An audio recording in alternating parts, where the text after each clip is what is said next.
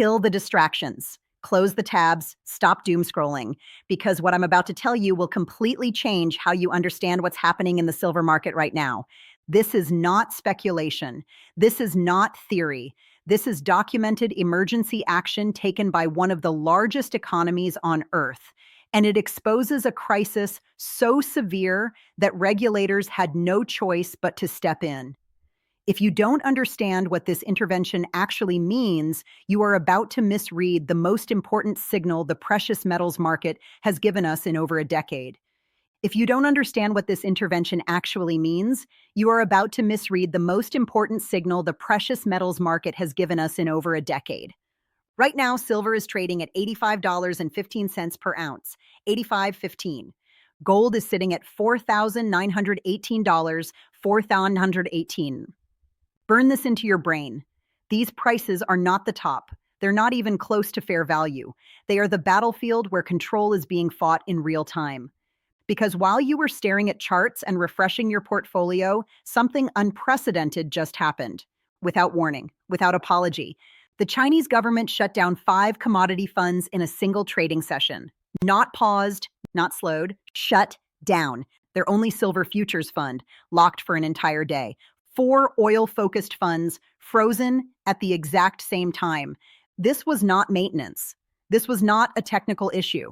This was an emergency response to what regulators openly called systemic risk and imminent massive investor losses. And here's the part you need to focus on. This is the second emergency shutdown in 8 days. Whatever they tried to fix on January 22nd didn't work. The pressure came roaring back so hard they had to slam the brakes again. When the second largest economy on the planet starts implementing emergency trading halts because commodity demand has spiraled out of control, you don't get to shrug this off. This isn't China being China. This is pressure building everywhere, and it's about to break out through new channels. Let me walk you through exactly what happened. On January 30th, Chinese financial authorities executed coordinated emergency suspensions across multiple commodity investment vehicles.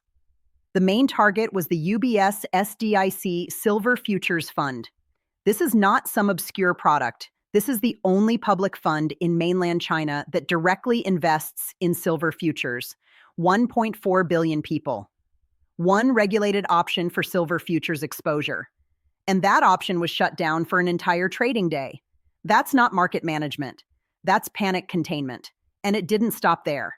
At the exact same moment, 4 separate oil-focused, listed open-ended funds were frozen until 10:30 a.m. Beijing time. Coordination is the tell. When regulators move simultaneously across different commodities, they are not responding to isolated problems. They are responding to systemic breakdown. So what broke? Premiums. The UBS SDIC Silver Futures Fund was trading at a 36% premium to net asset value. 36%. That means investors were paying 36% more than the actual silver futures were worth just to get exposure. If silver stayed flat, buyers were already facing an immediate 36% loss once that premium normalized. They weren't buying silver. They were buying panic. They were buying FOMO at any price. Chinese retail investors were so desperate for silver exposure, they didn't care what it cost. They just wanted in before it ran away from them. Regulators saw the feedback loop building. Premiums rose. Momentum chasers piled in. Premiums rose more. More chasers followed. That's a blow-off spiral. And regulators shut it down before millions of people got obliterated. Now ask yourself the real question. Why was demand that extreme in the first place? Because silver has been on an absolute tear. In the last 30 days, silver surged 58%. 58%. Prices pushed toward $118.58, $118.58 at the peak. Gold is up 22%, pushing toward $5,600. Oil broke out with Brent crude hitting 5-month highs above $70 per barrel. This is not random price action. This is a coordinated flight into hard assets. Why? Monetary chaos, geopolitical risk, and a structural supply crisis nobody wants to talk about. Silver isn't just money, it's industrial oxygen. Solar panels need it, electric vehicles need it, 5G infrastructure needs it, green energy needs it. Demand is exploding, supply is not. When monetary demand, safe haven demand, and industrial demand all hit at the same time, markets don't move politely. They snap. And when all that demand gets funneled through one fund serving 1.4 billion people, you get 36% premiums and emergency trading halts. Now, here's how we know this isn't just China. The gold-silver ratio has compressed to its lowest level since 2011. That doesn't happen because gold is weak. It happens because silver is catching up violently. At the same time, physical demand is exploding globally. One major dealer reports a 158% increase in 1-ounce silver coin sales, a 550% increase in 1 kilogram silver bar demand in less than 4 months. Google searches for buy silver and buy silver online are up 250%.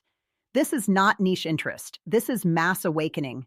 So when China shuts down paper access, demand doesn't disappear. It redirects into physical silver, into alternative markets, into gold, into international supply chains.